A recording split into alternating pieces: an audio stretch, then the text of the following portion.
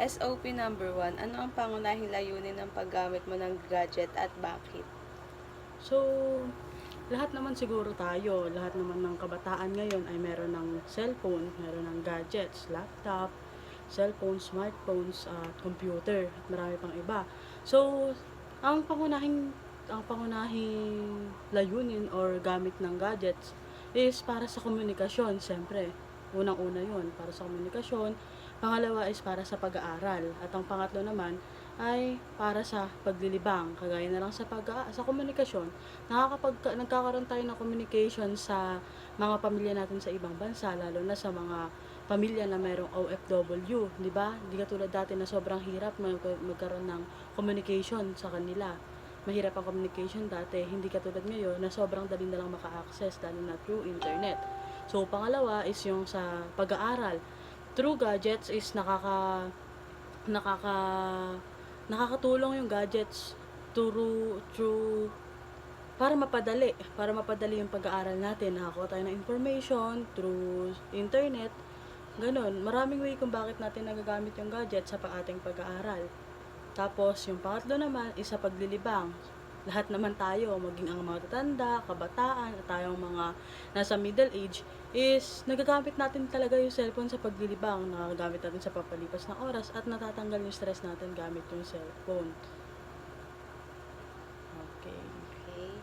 Sa iyong karanasan, napansin mo ba ang anumang pagbabago sa iyong mental health mula nung madalas kang gumagamit ng gadget?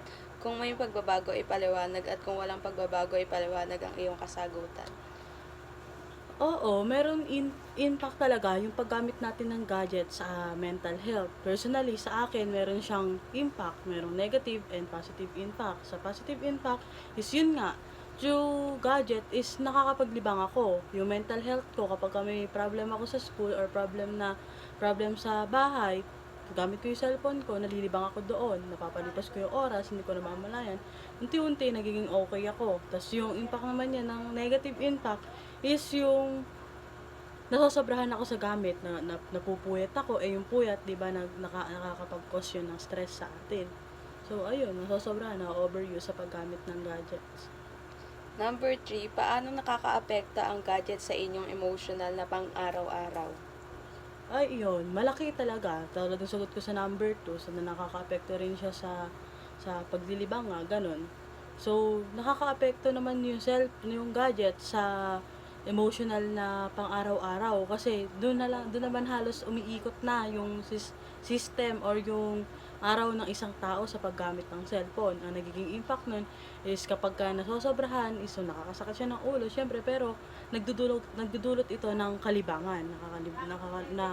Nagdudulot ito ng kalibangan na nakakaramdam tayo ng kasiyahan. SOP number 2, meron bang epekto ang gadget upang ikaw ay magkaroon ng kasiyahan at kalungkutan sa iyong pang-araw-araw na ganap? Oo, both. Vice versa. Sa kasiyahan naman, yun nga, katulad ng palagi kong sinasabi, is nakakalibang siya. Nakakatanggal siya ng stress, ganun. So, at the same time, nakakakuha rin tayo ng stress.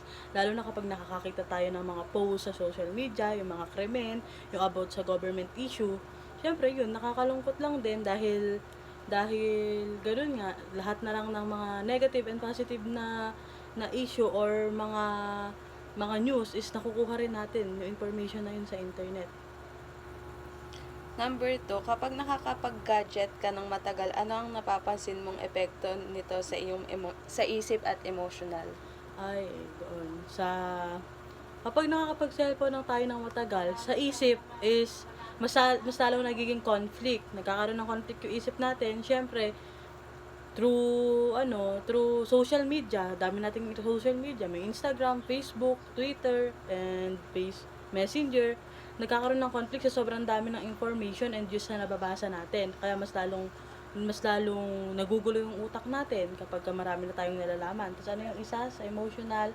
Sa emotional naman is, ayun, iba-ibang emotion yung nararamdaman natin kapag nakakakita tayo ng good news sa social media. Siyempre, makakaramdam tayo ng kasiyahan. Pero kapag nakakakita naman tayo ng kalungkutan or mga krimen or yung mga crisis na nangyayari dito sa Pilipinas, siyempre makakaramdam tayo ng kalungkutan. SOP number 3, ano ang Sa paanong paraan nakakatulong ang gadget sa akademikong panlinlang pag-unlad ng iyong sarili? Ayun, sa pagdating naman sa akademiko, malaki ang naitutulong ng gadget, lalo na nung pandemic, 'di ba? Marami tayong karanasan. So, kung walang gadget, hindi natin mapagpapatuloy yung pag-aaral natin.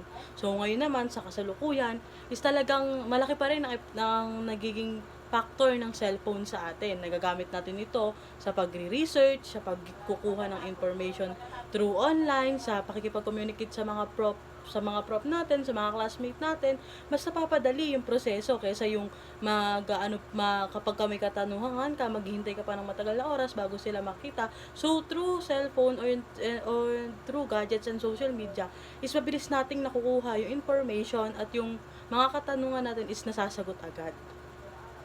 And last, nakakatulong ba ang paggamit ng gadget upang mapataas ang akademikong performance mo? Kung oo, ipaliwanag. Kung hindi, ipaliwanag.